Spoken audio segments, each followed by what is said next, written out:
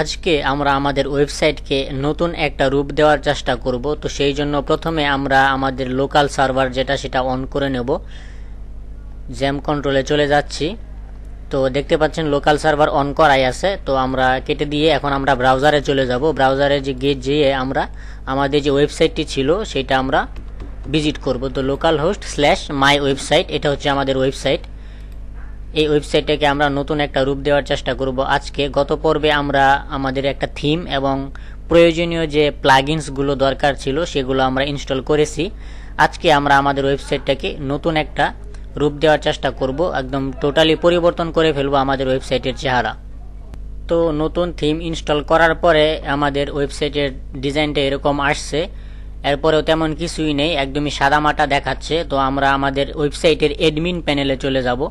তো অ্যাডমিন প্যানেলে যাওয়ার জন্য আমরা আমাদের ওয়েবসাইটের যে নামটা আছে এই মাই ওয়েবসাইট, এটার শেষে আমরা স্ল্যাশ দিয়ে ডব্লিউপি অ্যাডমিন লিখব। ডব্লিউপি অ্যাডমিন লিখে আমরা যদি এন্টার করি তাহলে আমাদের সামনে লগ ইন পেজ আসবে। সেখানে আমরা লগ ইন করার মাধ্যমে আমরা আমাদের ওয়েবসাইটের অ্যাডমিন প্যানেলে প্রবেশ করতে পারবো।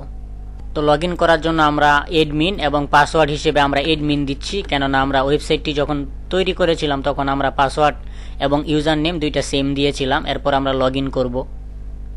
লগ ইন করার পর আমাদের ওয়েবসাইটের ড্যাশবোর্ডটা ওপেন হয়ে গেছে। আমরা এখানে স্ক্রিন অপশন থেকে এই টিক মার্কগুলো উঠিয়ে দেব, এতে করে আমাদের এই স্ক্রিনটা একদম ফ্রেশ দেখাবে। তো এরপর আমাদেরকে যেটা করতে হবে, আমরা চলে যাব এখান থেকে থিমসের মধ্যে এই যে অ্যাপারেন্স থেকে আমরা যাব টপ স্টোর অপশনস, এইটাতে যাব। এরপর আমাদের এখানে এরকম একটি ইন্টারফেস আসবে। এখানে রিকমেন্ডেড প্লাগইনের মাধ্যমে আমরা এখানে প্রয়োজনীয় প্লাগইন সবগুলো ইনস্টল করেছি। এরপর আমরা চলে যাব ডেমো ইম্পোর্টে। তো ডেমো ইম্পোর্টে যাওয়ার পর এখানে দেখেন click here two import demo content. তো আমরা জাস্ট ইম্পোর্ট ডেমো এইটাতে ক্লিক করব। এরপর এখান থেকে ক্রিয়েট মাই ওয়েবসাইট এটাতে ক্লিক করব। তো আমাদের সামনে এরপর এখানে বেশ কিছু থিম আসবে, যেগুলোর মধ্য থেকে এই পাশে দেখেন এটা হচ্ছে প্রিমিয়াম। তো আমরা ফ্রি থিম যেটা আছে এখানে প্রত্যেকটাই প্রিমিয়াম দেখাচ্ছে। ফ্রি থিমটা আমরা উপরে পাবো। এখানে তিনটা থিম আছে, যে তিনটা হচ্ছে ফ্রি থিম। তো আমরা এই তিনটা থেকে যে কোনো একটা বাছাই করে নেব। আমি এখান থেকে ইলেকট্রনিক শপ যেটা আছে এটা বাছাই করে নিচ্ছি, এটাও ফ্রি। এবং এখানে ফাস্ট ফুড এবং পিৎজা রেস্টুরেন্টস এটা আছে। এখানে ফুড এবং গ্রোসারি স্টোর আছে। তো আমি প্রথমটা সিলেক্ট করে নিচ্ছি, এটা আমরা ইলেকট্রনিক শপ যেটা আছে এটা সিলেক্ট করব। তো এটা আমরা এখান থেকে ক্লিক করব। ক্লিক করার পর এখানে নিচে দেখেন কন্টিনিউ বাটন আছে। তো আমরা এখান থেকে কন্টিনিউ বাটনে ক্লিক করব। তার আগে আমাদের এই থিমটা দেখতে কেমন হবে বা আমাদের এই ওয়েবসাইটটা কেমন একটা আউটলুক আসবে সেটা আমরা এখান থেকে দেখতে পারবো। যদি আমরা যে থিমটা এখানে ইনস্টল করেছি এই থিমটা পুরোপুরিভাবে সেট আপ করার পর আমাদের ওয়েবসাইটটা দেখতে কিন্তু এরকম হবে। তো আমরা এরকম একটা ই কমার্স ওয়েবসাইট তৈরি করতে চাচ্ছি। তো এই জন্য আমরা এখন যেটা করব কন্টিনিউতে ক্লিক করব। নিচে কন্টিনিউ বাটন আছে। এরপর এখানে দেখেন বিল্ড মাই ওয়েবসাইট নামে একটা অপশন আছে। এখানে তিনটা জিনিস আমাদের থিমটা ইনস্টল করা আছে, এই তিনটা টিক মার্ক দেখাচ্ছে, মানে এই তিনটা কাজ আমরা করে ফেলেছি অলরেডি। এই তিনটা কাজ ইতিপূর্বে আমরা করেছি, এই জন্য এখানে তিনটা টিক মার্ক দেখাচ্ছে, তার মানে আমাদের ওয়েবসাইট বিল্ড করার জন্য রেডি আছে। তো এখন আমরা বিল্ড মাই ওয়েবসাইট এইটাতে ক্লিক করব। এটাতে ক্লিক করলে আমাদের ওয়েবসাইটটা এখন বিল্ড হচ্ছে। আমরা এখানে কিছুটা সময় লাগবে, অবশ্যই আপনার কম্পিউটার ইন্টারনেট কানেকশন রাখবেন। বেশ কিছুটা সময় অপেক্ষা করার পর আমাদের ওয়েবসাইটটা রেডি হয়ে গেছে।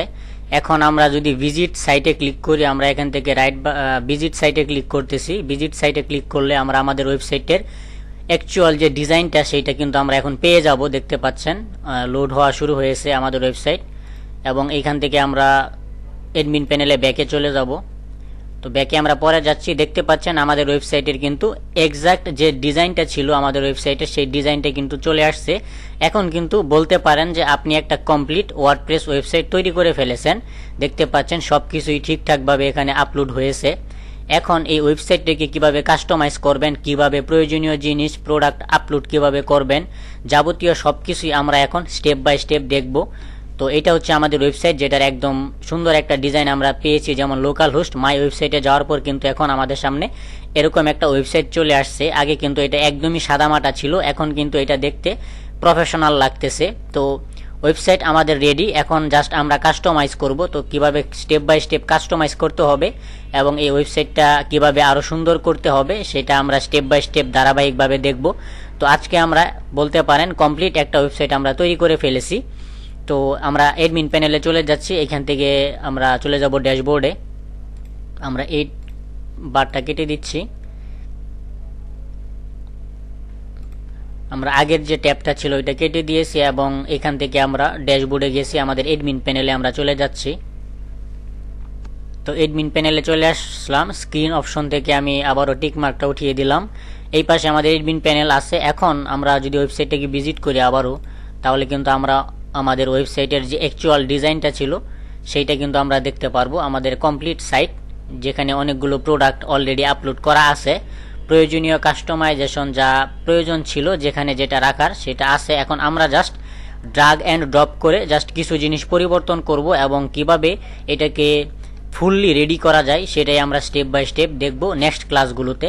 আজকের ভিডিও এই পর্যন্তই। সবাই ভালো থাকবেন, সুস্থ থাকবেন। আল্লাহ হাফিজ।